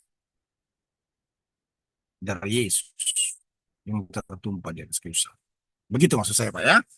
Jadi mohon maaf kalau agak to the point mungkin atau sedikit remang-remang kabur-kabur jawaban. Oke, thank you. Satu lagi mungkin kalau ada?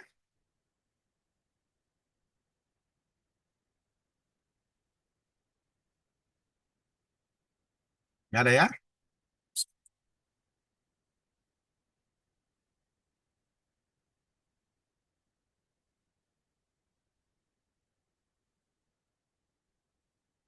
Oh, Pak, mungkin izin bertanya, Pak.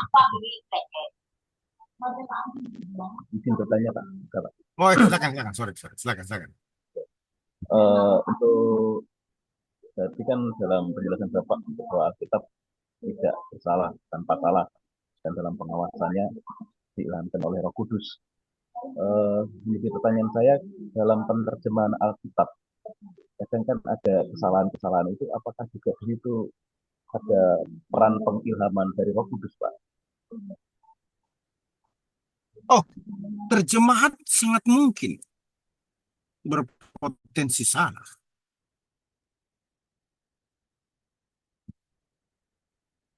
Karena keterbatasan manusia. Ini lagi santer nih, mohon maaf saja. Satu kandang lagi berantem di YouTube.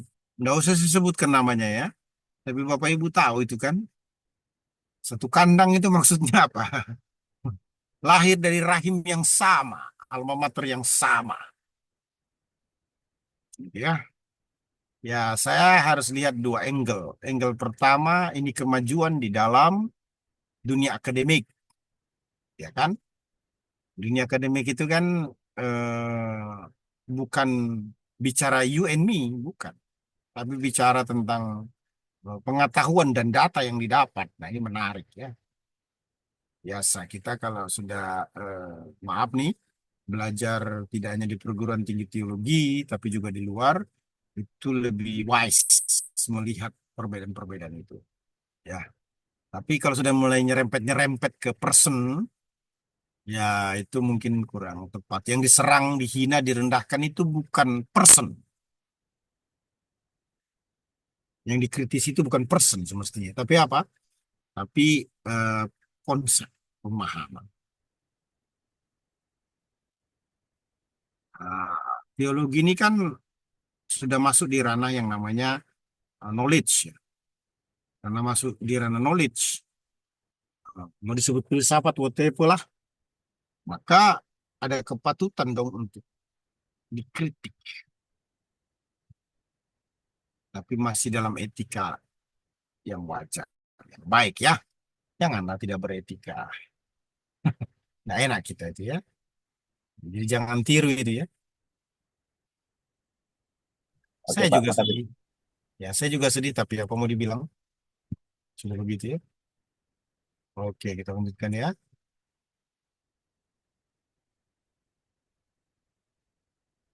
Ada lagi pertanyaan?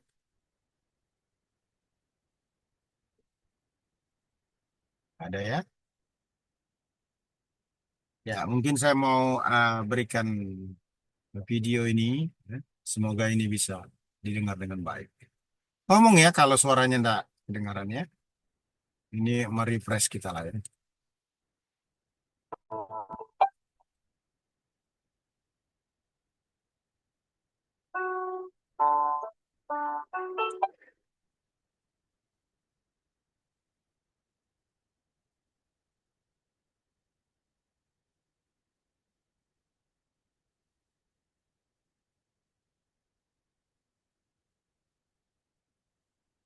Oke, ini masih penyataannya. Sorry.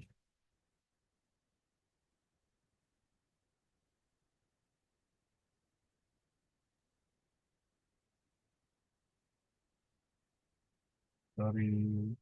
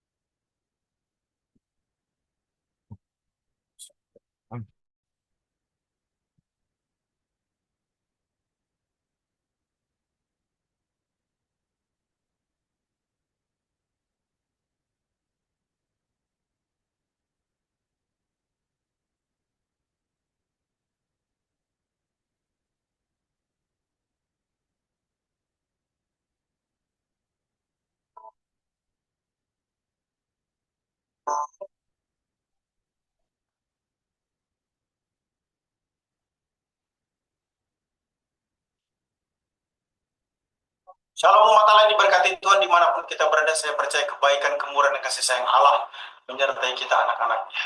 Kembali bersama dengan saya Pendeta Dr. Anas DTH dalam program Rem Ministry.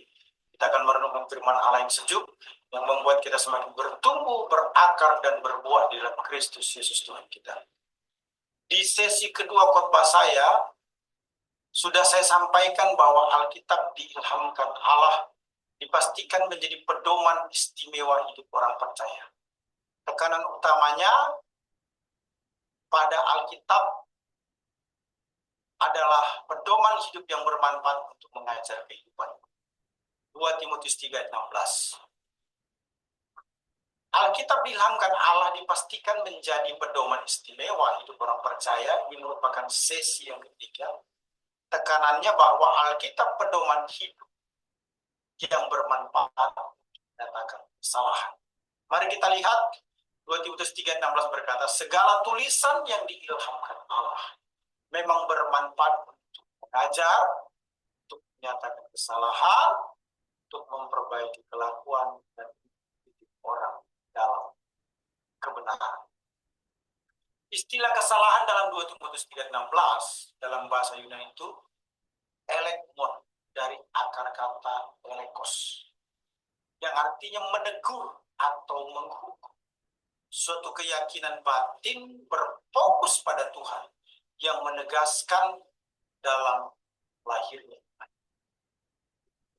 Istilah elekos menunjuk pada teguran atau disiplin. Sebuah teguran untuk menyatakan dosa dan menolak ajaran sesat. Menyatakan kesalahan terkait sangat erat dengan menginsafkan. Alkitab merupakan sarana yang dipakai oleh Roh Kudus di dalam menginsafkan orang. Kesalahan berasal dari kata salah, artinya tidak benar, tidak betul, keliru, hilang, menyimpang dari yang seharusnya, luput, tidak mengenai sasaran, gagal, cacat, atau kekeliruan. Sedangkan yang dimaksudkan dengan kata kesalahan ialah perihal salah, kekeliruan, atau kealpaan. Menyatakan kesalahan terkait sangat erat dengan menginsafkan. Bisa kita cek dalam Yohanes 16:8. Dan kalau dia datang, dia akan menginsafkan dunia akan dosa, kebenaran, dan pengadilan. Alkitab merupakan sarana yang dipakai oleh Roh Kudus di dalam menginsafkan orang. Melalui Yohanes 16:8 kita ketahui bahwa ketika Roh Kudus datang pada hari Pentakosta, tugas utamanya berhubungan dengan pemberitaan Injil, ialah menginsafkan. Istilah menginsafkan, eleko, berarti menyikapkan, membuktikan ketidakbenaran, dan meyakinkan atau menginsafkan. Pelayanan Roh Kudus untuk menginsafkan bekerja dalam 3 aspek, yaitu dosa, kebenaran, dan penghakiman. Perhatikan baik-baik. Pelayanan Roh Kudus untuk menginsafkan bekerja dalam 3 aspek ini. Bahwa Roh Kudus akan menyatakan dosa dan ketidakpercayaan supaya membangkitkan kesadaran akan kesalahan dan perlunya pengampunan dosa. Keinsafan akan dosa menghasilkan pertobatan yang sungguh-sungguh dengan cara menerima Yesus sebagai Tuhan dan Juru Selamat. Sebagaimana dijelaskan dalam Kisah Rasul 2 ayat 37. Ketika mereka mendengar hal itu, hati mereka sangat terharu. Lalu mereka bertanya kepada Petrus dan rasul-rasul yang lain, apakah yang harus kami perbuat, saudara-saudara? Ayat 38, jawab Petrus kepada mereka, berdoalah dan hendaklah kamu masing-masing memberi dirimu dibaptis dalam nama Yesus Kristus untuk pengampunan dosa, maka kamu akan menerima karunia Roh Kudus. Hal yang kedua terkait dengan pelayanan Roh Kudus untuk menginsafkan, bekerja dalam Roh Kudus menginsafkan orang bahwa Yesus adalah anak Allah yang benar, telah bangkit dari antara orang mati, dimuliakan oleh Allah dan Tuhan atas segala sesuatu. Roh Kudus menyadarkan akan kebenaran Allah di dalam Kristus, menunjukkan apa itu dosa, serta memberi kuasa untuk mengalahkan. 1 Petrus 3:18 berkata, sebab juga Kristus telah mati sekali untuk segala dosa kita. Ia yang benar untuk orang-orang yang tidak benar, supaya ia membawa kita kepada Allah. Ia yang telah dibunuh dalam keadaannya sebagai manusia, tetapi yang telah dibangkitkan roh. Hal yang ketiga terkait dengan pelayanan Roh Kudus yang menginsafkan, bekerja dalam Roh Kudus menginsafkan bahwa iblis sudah dikalahkan di atas kayu salib. Penghakiman Allah atas dunia dinyatakan dalam Yohanes 16 ayat 11. Akan penghakiman karena penguasa dunia ini telah dihukum, serta penghakiman seluruh umat Allah di masa depan secara eskaton seperti yang dijelaskan dalam Yudas 1 ayat 14. Juga tentang mereka, Henok keturunan ketujuh dari Adam telah bernubuat, katanya, sesungguhnya Tuhan datang dengan beribu-ribu orang. Umat Allah ini berkata, karya Roh Kudus menginsapkan orang akan dosa, kebenaran dan penghakiman akan dinyatakan di dalam semua orang yang dibaptis dalam Roh Kudus dan menjadi orang percaya yang sungguh-sungguh. Petrus berkata, penuh dengan Roh Kudus. Maksud saya, Petrus yang penuh dengan Roh Kudus. Dalam Kisah Rasul 2 ayat 4, menginsapkan 3.000 orang berdosa dan mengajak mereka untuk bertobat dan menerima dosa. Kisah Rasul 2 ayat 37-41. Setiap pengkhotbah atau gereja yang tidak menyingkapkan dosa di depan umum dan menuntut pertobatan dan kebenaran Alkitabiah bukan berdosa. Pengkhotbah yang tidak menyingkapkan dosa, tidak menuntut pertobatan, tidak menyatakan kebenaran yang Alkitabiah, bukan berdosa. Roh Kudus menginsapkan, menegur. Tugas para pelayan Tuhan adalah tentu Roh Kuduslah yang bekerja untuk menginsapkan. Umat Allah yang diberkati Tuhan Yesus Kristus. Alkitab bagaikan cermin. Umumnya ibu-ibu sangat tidak bisa lepas dengan yang namanya cermin. Ketika kita berdiri di depan cermin, maka kita dapat melihat bagian-bagian mana yang tidak pantas. Kalau kita rencana mau ke gereja, kita akan bercermin untuk melihat apakah pakaian yang kita gunakan pantas. Jadi cermin merupakan alat untuk melihat apakah kita dalam keadaan yang baik atau tidak. Firman Allah adalah cermin yang menyatakan kesalahan-kesalahan kita. Itu sebabnya firman Allah sangat bermanfaat bagi kita. Alkitab dinyatakan berguna untuk menyatakan kesalahan. Itu berarti bahwa Alkitab menunjukkan ketidakbenaran atau memperlihatkan, membuktikan segala sesuatu yang menyimpang. Untuk mengetahui apakah yang benar dan apa yang salah, kita perlu mengetahui berdasarkan sistem moral yang ditetapkan oleh Allah, yaitu melalui Tuhan memberi belas kasih sehingga Tuhan tidak mengingat kesalahan atau dosa-nya. Ibrani 8 ayat 12. Sebab aku akan menaruh belas kasih yang terhadap kesalahan mereka dan tidak lagi mengingat dosa. Tuhan memberikan pengampunan kesalahan. Maksud saya memberikan pengampunan terhadap kesalahan kita yang diekspresikan dengan mengampuni kesalahan orang lain. Matius 6 ayat 4 berkata, karena jikalau kamu mengampuni kesalahan orang, Bapamu di sorga akan. Tuhan menyatakan kesalahan kita melalui teguran karena Yesus Kristus mengasihi kita. Wahyu 3 ayat 19 berkata, barang siapa ku kasih, ia ku tegur, ku ajar, sebab itu relakanlah. Haleluya. Saya percaya ajaran ini memberkati kita semua. Manuel.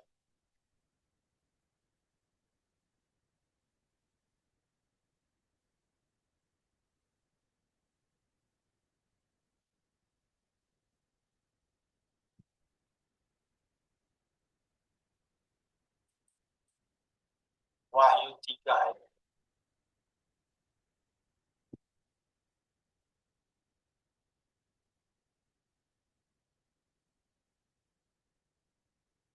Okay, the last video. Barang siapa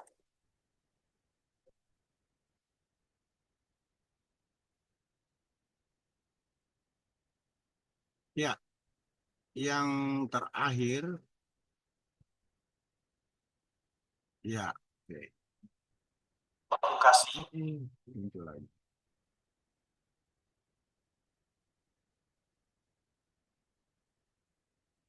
Oke, kita ngeliat ya.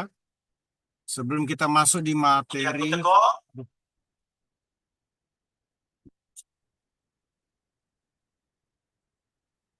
bisa lihat ini? Bisa ya? Bisa, Pak. Ya. Mungkin karena ini pertemuan kita tinggal 2 malam, kita langsung juga membahas ini terkait dengan firman tadi itu ya. Jadi ada eh, 3 pertanyaan, 3 pertanyaan yang perlu kita kerjakan. Nah, ini kok. Hmm. Ini kalau kita perhatikan kontrak perkuliahannya, ya.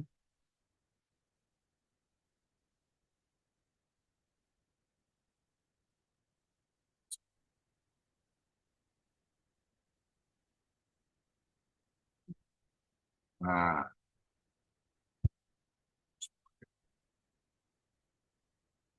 iya. Nah, saya pikir kita langsung satukan saja supaya materi kita habis ya.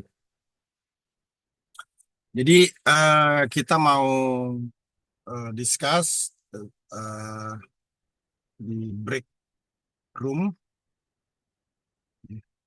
dibagi roomnya untuk kita mau membahas 3 topik ini ya. Oneness and Trinity, Allah Tritunggal yang sempurna. Terus presentasi tentang Yohanes 1 ayat 1 ini terkait dengan firman dan Allah itu ya. Bagaimana menjelaskan sebenarnya tentang oneness ini dan Trinity ini. Terus gambarkan tentang Allah Tritunggal itu. Karena ini masih mengganggu di negeri ini. Kelihatannya simpel tapi sangat mengganggu. Terus diskusi Yohanes 1 ayat 1 ini sebenarnya apa sih? Pada mulanya adalah firman. Firman itu bersama-sama dengan Allah. Dan firman itu adalah Allah. Ini yang sudah Greek, yang sudah ya Greek, silakan nanti mengkajinya ya. Baik, kita akan masuk di eh, 1934 ya. Ketemu di Zoom ya.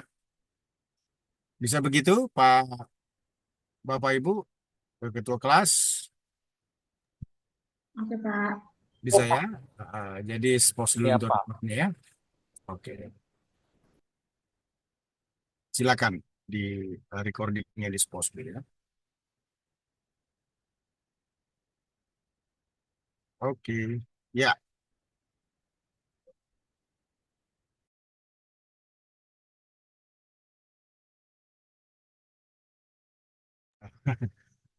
Victor,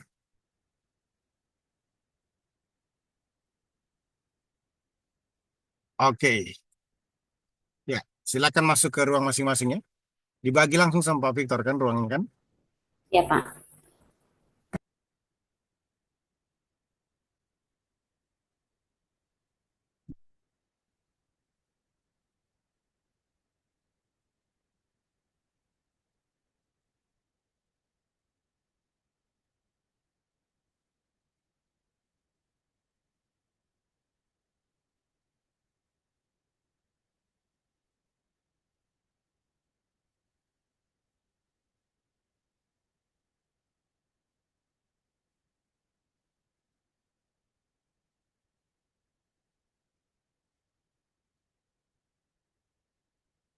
Bisa masuk Zoom-nya enggak?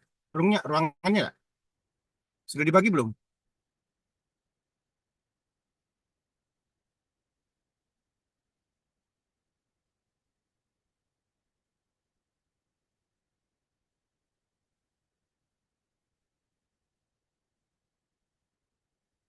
Halo Pak Victor.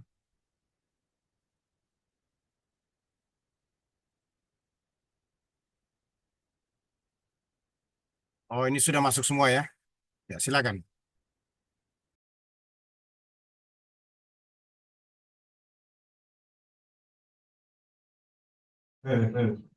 Bu Lestari di kelompok 5.